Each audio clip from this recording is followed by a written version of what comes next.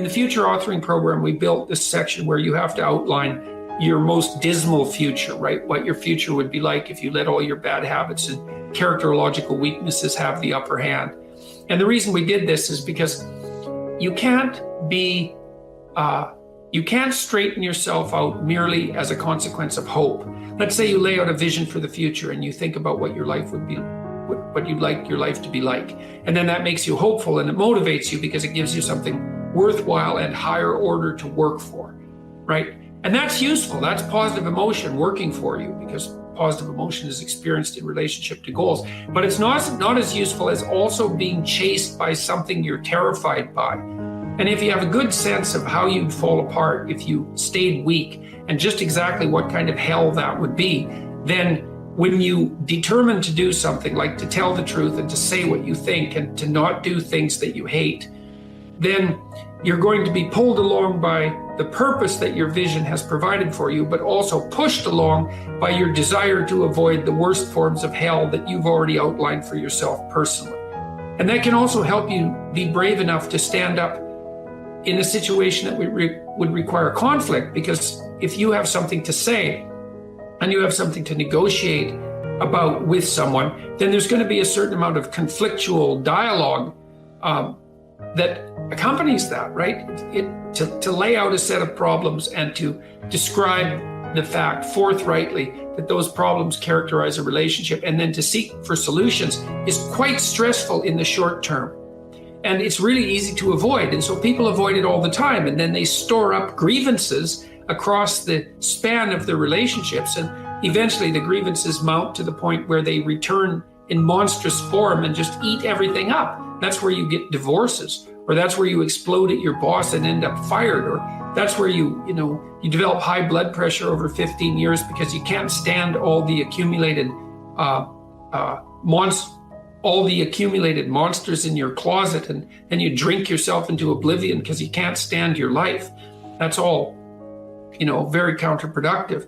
But it's easy to avoid that necessary conflict on a moment-to-moment basis because it's very stressful to speak forthrightly about genuine conflicts, especially when you're dealing with important parts of your life. But otherwise, you don't straighten them out, and then you have to carry all that forward. So you need to be terrified of the consequences of not speaking your piece. And that can counterbalance the terror of actually trying to have a conversation. Add small goals. Now, if that doesn't work, like if you can't make the goals small enough to achieve, it might be that you're not being humble enough with regards to your conceptions of your own ability. But you can tell if the goal that you put forward is a reasonable one if you're actually implementing it. Because if you're not, then by definition, it's not a reasonable goal. Like let's say you're sleeping all the time and your room is just a bloody complete disaster. And you think, well, I should clean up my room. It's like, well, maybe you can't, but maybe tomorrow you could hang up 2 shirts, or you could move 2 shirts from your bedroom to the laundry room, or you could bag up a bag of dirty clothes that you could conceivably take to a laundromat. And you just do that one thing, If your room's a catastrophe and you do that one thing and then you did one thing like that for 15 days or 20 days, maybe your place would be in order. And so the trick is to get the trajectory right. You want to present yourself to the world in a manner that doesn't disgrace you in some sense. That might be a good way to think about it. And you don't want to disgrace yourself because the consequence of disgrace is emotional dysregulation, more pain, less positive emotion. And so the best way to present yourself is to stand up forthrightly and to stretch out, and to occupy some space and to you make yourself sort of vulnerable by doing that because you open up the front of your body, right? But it's a sign of confidence. And that way people are most likely to give you the benefit of the doubt. And that's a good way to start regulating your mood. But not only does it directly regulate your mood to stand up, because it's so tightly associated, like postural flexion is associated with serotonin and emotional regulation, but also because if you straighten up and you present yourself in that manner, then other people are more likely to take you seriously. And that means they'll start treating you as if you're a number 1 lobster instead of a number 10 lobster. And that's another way that you can at least give yourself the bloody benefit of the doubt, right? And and confront the world in a courageous manner. Life is difficult, and it's harder to do things than not to do them, and it's harder to do them well than to do them badly. And it's easy to sit around and be hopeless. I don't mean it's emotionally easy, because it's not, but it's procedurally easy to be useless and to fall back into your old habits and to not discipline yourself. And it's a matter of continual practice, slow continual practice. And I think a good example of that is something like weightlifting. If you start a weightlifting program, which I would recommend, by the way, because it's tremendously advantageous physically and cognitively, you're not going to really see results for a number of weeks, and then the results are rather slow, but you can get pretty decent results over a 6-month period and absolutely stellar results over a couple of years. And so you have to make sure your time frame is right and not to be too hard on yourself. And I did mention the future authoring program earlier, and one of the things I would recommend too is if you're having a hard time implementing your decisions, say your ethical decisions, that you spend a bit more time thinking them through and writing them down. And the future authoring program is really helpful for that. That's why we designed it. And so get your goals straight and continue to practice every day. And if you're not succeeding, then make your goals slightly smaller. You want to make your goals large enough so that they challenge you, but small enough so that you have a reasonable probability of succeeding at them on a day-to-day basis. And then you have to also understand that if you fail on a given day, like let's say you're trying to quit smoking and you quit for 2 weeks, and then you have a cigarette and you think, oh my God, now I've screwed it up. I'm not quitting anymore. You smoke a whole pack of cigarettes. It's like, well, there's a couple of mistakes there. And one is, well, just because you had a cigarette doesn't mean you failed. It just means that you had a cigarette. You can start stopping again the next day. And the fact that you had one cigarette in the last 2 weeks is a hell of a lot better than the 2 weeks that you had before that. And so you've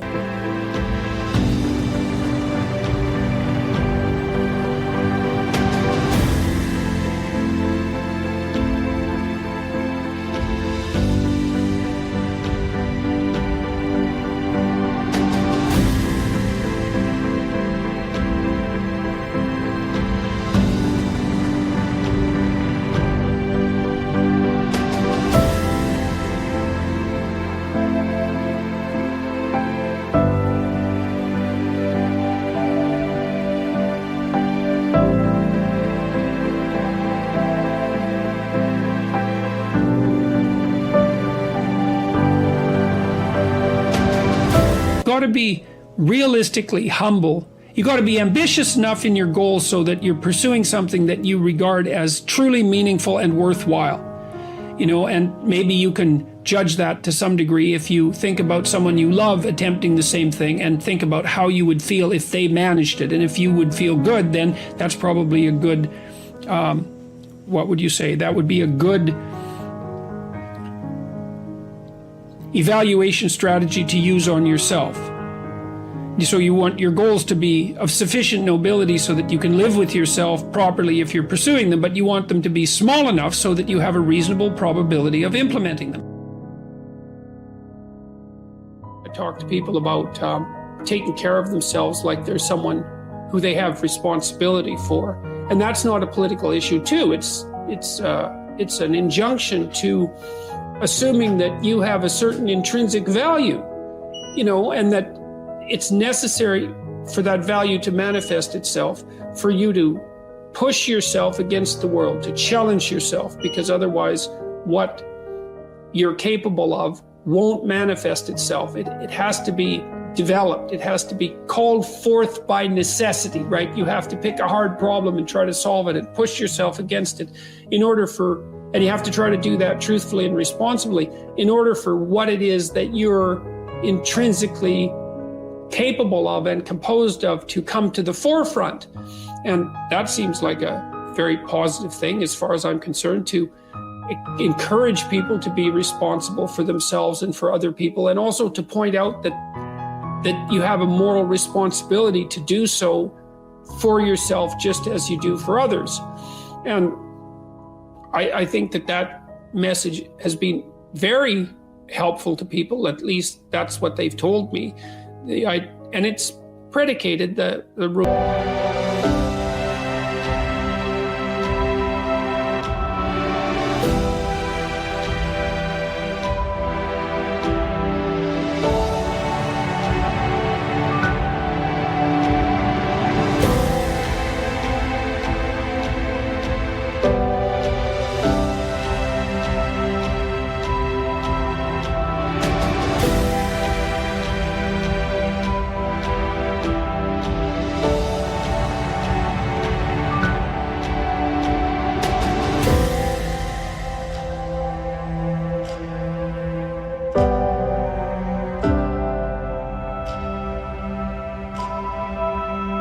predicated on the old Judeo-Christian idea, the oldest idea in some sense, that, that there's a relationship between logos, which is truthful speech and communication, and bringing things into being from chaotic potential. That's the idea that's put forward in Genesis. And also the idea that men and women alike are made in the image of God, which suggests that, like God, we have the capability of affecting potential, affecting the possible future and turning it into the actual present, and that we do that, at least in part, as a consequence of our ethical choices.